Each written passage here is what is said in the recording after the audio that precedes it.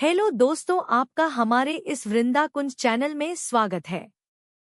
पुण्यदायिनी रमा एकादशी पढ़े पौराणिक व्रत कथा। कार्तिक कृष्ण एकादशी की कथा। धर्मराज युधिष्ठिर कहने लगे कि हे भगवान, कार्तिक कृष्ण एकादशी का क्या नाम है?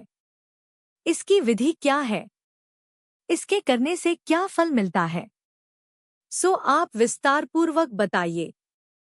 भगवान श्री कृष्ण बोले कि कार्तिक कृष्ण पक्ष की एकादशी का नाम रमा है। यह बड़े बड़े पापों का नाश करने वाली है। इसका माहात्म्य मैं तुमसे कहता हूँ, ध्यानपूर्वक सुनो। हे राजन, प्राचीन काल में मुचुकुंद नाम का एक राजा था। उसकी इंद्र के साथ मित्रता थी और साथ ही यम, कुबेर, वरुण और विभीषण भी उसके मित्र थे। यह राजा बड़ा धर्मात्मा, विष्णु भक्त और न्याय के साथ राज करता था। उस राजा की एक कन्या थी जिसका नाम चंद्रभागा था। उस कन्या का विवाह चंद्रसेन के पुत्र शोभन के साथ हुआ था। एक समय वह शोभन ससुराल आया। उन्हीं दिनों जल्दी ही पुण्यदायिनी एकादशी रमा भी आने वाली थी। जब व्रत का दिन समीप आ गया तो चंद्रभागा के मन में अत्यंत सोच उत्पन्न हुआ कि मेरे पति अत्यंत दुर्बल हैं और मेरे पिता की आज्ञा अति कठोर है।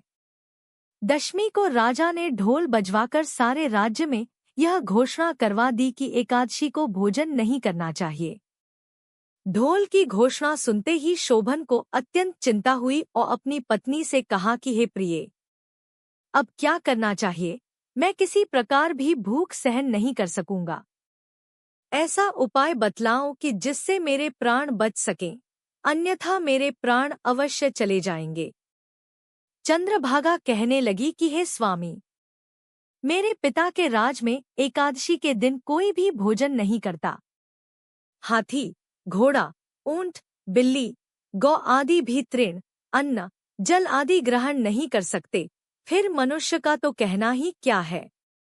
यदि आप भोजन करना चाहते हैं तो किसी दूसरे स्थान पर चले जाइए, क्योंकि यदि आप यहीं रहना चाहते हैं तो आपको अवश्य व्रत करना पड़ेगा।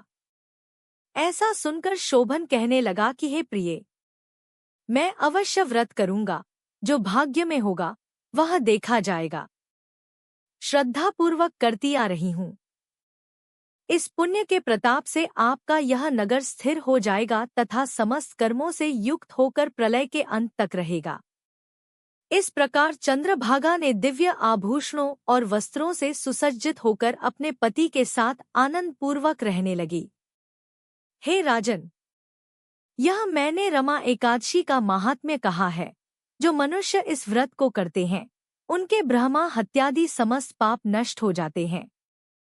कृष्ण पक्ष और शुक्ल पक्ष दोनों की एकादशियां समान हैं। इनमें कोई भेदभाव नहीं है। दोनों समान फल देती हैं। जो मनुष्य इस माहात्म्य को पढ़ते अथवा सुनते हैं वे समस्त पापों से छूटकर विष्णुलोक को प्राप्त होता है। इति शुभम।